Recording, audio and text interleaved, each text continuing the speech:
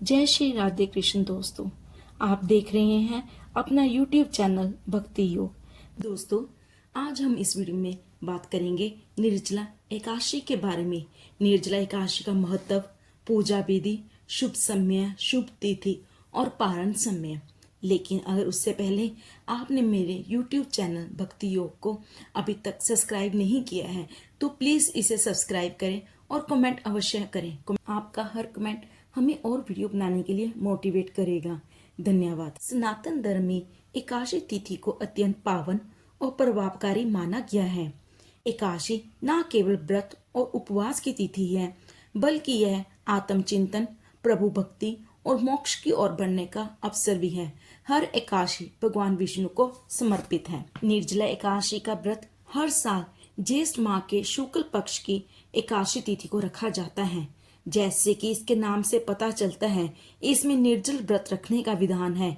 यह व्रत सब एकादशियों में से सबसे कठिन माना जाता है, इसलिए इसके नियम का पालन करना महत्वपूर्ण है ताकि व्रत खंडित ना हो और व्रत रखने वाले को संपूर्ण फल मिल सके। शास्त्रों के अनुसार केवल निर्जल एकादशी का व्रत करने से साल भर की 24 एकादशियों के व्रत का पुण्य फल प्राप्त होता है। निर्जला एकादशी के दिन आहार के साथ जल का संयम भी जरूरी है।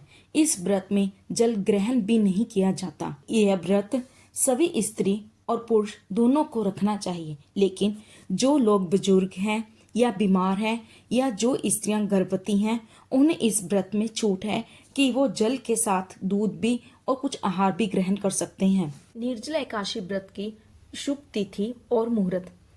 एकादशी तिथि की शुरुआत 6 जून रात्रि 2:15 पर होगी और एकादशी तिथि का समापन 7 जून सुबह 4:47 पर होगा। उदय तिथि के अनुसार 6 जून को ही निर्जला एकादशी मनाई जाएगी। पारण समय 7 जून को दोपहर 1:44 से 4:31 तक किया जाएगा। एकादशी का व्रत कैसे रखें? जो लोग निर्जला एकादशी व्रत करना चाहते हैं, उन्हें दशमी तिथि यानी कि 5 जून की शाम को खाने में सात्विक आहार लेना चाहिए, जल्दी सोना चाहिए और सुबह सूर्य उदय से पहले जागना चाहिए। स्नान कर स्वच्छ वस्त्र धारण करें, हो सके तो इस दिन पीले वस्त्र धारण करें और उगते सूर्य को अर्घ दें। घर के मंदिर में गणेश जी, भगवान विष्णु और माता लक्ष्मी की पूजा करें। भगवान विष्णु और माता लक्ष्मी जी को पीले फूल, पीला चंदन, तुलसी दल, धूप दीप आदि चढ़ाएं। तुलसी जी के पास दीपक जलाएं और परिक्रमा करें। एकादशी तुलसी पूजा विशेष कैसे की जाती है, मैंने इस पर एक वीडियो पहले बनाया है। अगर आप वो वीडियो देखना चाहते हैं तो डिस्क्रिप्शन बॉक्स में मैंने उसका लिंक दिया है, आप वो देख सकते हैं। फिर भगवान श्री हरि विष्णु और माता लक्ष्मी के सामने आप निर्जल एकादशी व्रत रखने का संकल्प लेंगे। संकल्प कैसे लें? आप अपने दाएं हाथ में जल और पुष्प लेकर व्रत का संकल्प लें और कहें, हे भगवान नारायण, मैं आपकी प्रसन्नता के लिए, आपकी प्राप्ति के लिए ज्येष्ठ माह के शुक्ल पक्ष की निर्जला एकादशी का व्रत कर रहा हूँ या कर रही हूँ। हे भगवान, हमें अपनी शक्ति और भक्ति प्रदान करना। आप फिर जैसा व्रत रखना चाहते हैं वैसा बोलना। हम निर्जल व्रत रखेंगे। हम प्रातः यानी सूर्य उदय से पहले जल पीकर व्रत रखेंगे या सूर्यास्त के बाद जल पीकर व्रत रखेंगे या फलाहार व्रत रखेंगे। ऐसा बोलकर ये जल और पुष्प भगवान श्री हरि विष्णु के चरणों में छोड़ दें। पूरा दिन बिना अन्न और जल के व्रत रखें। विष्णु सहस्त्र नाम का पाठ करें और भगवान हरि के नाम का जाप करें। श्री हरि विष्णु के मंत्र ओम नमो भगवते वासुदेवाय का जाप करें। एकादशी व्रत की कथा पढ़ें या सुनें। शाम को भी श्री हरि विष्णु और माता लक्ष्मी की पूजा करें, दीपदान करें और भोग लगाएं। रात हो सके तो रात्रि में भगवान के नाम का जागरण करें। इस दिन स्वयं निर्जल रहकर ब्राह्मण और जरूरतमंद व्यक्तियों को शुद्ध पानी से बड़ा घड़ा दान करें। पशु पक्षियों के लिए पानी की व्यवस्था कराएं। निर्जला एकादशी के दिन संध्या के समय तुलसी जी और पीपल पर दीपक जलाएं। घर के मुख्य द्वार पर भी दीपक जलाना चाहिए। इससे घर में सकारात्मक ऊर्जा का संचार होता है और नकारात्मक ऊर्जा बाहर जाती है। लेकिन इस व्रत में दिन में सोना नहीं चाहिए। सोने से व्रत खंडित माना जाता है। और इस व्रत में ब्रह्मचर्य का पालन करें। झूठ ना बोलें, गुस्सा और विवाद ना करें। ज्यादा से ज्यादा इस व्रत में मौन रहने की कोशिश करें।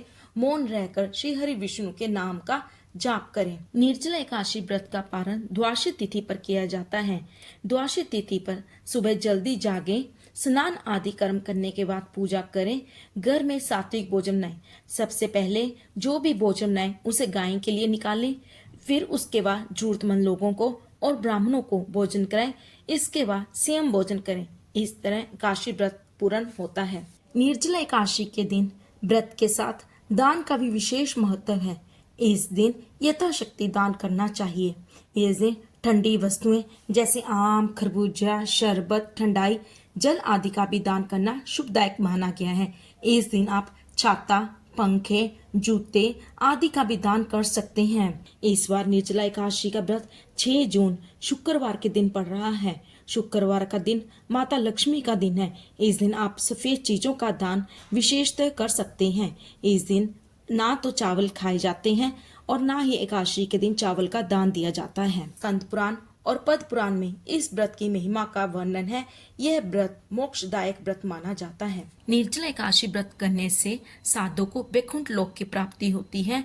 इसके साथ ही जाने अनजाने किए गए पापों से मुक्ति मिलती है। अतः साधक श्रद्धा भाव से निर्जला एकादशी का व्रत रखते हैं। ये थी निर्जला एकादशी के बारे में जानकारी। उम्मीद है आपको ये जानकारी उपयोगी लगे। निर्जला एकादशी की कथा के लिए मैंने अगली वीडियो बनाई है, आप वो वीडियो देख सकते हैं। प्लीज़ मेरे इस चैनल को लाइक, शेयर एंड सब्सक्राइब करें। धन्यवाद। आपका दिन मंगलमय हो।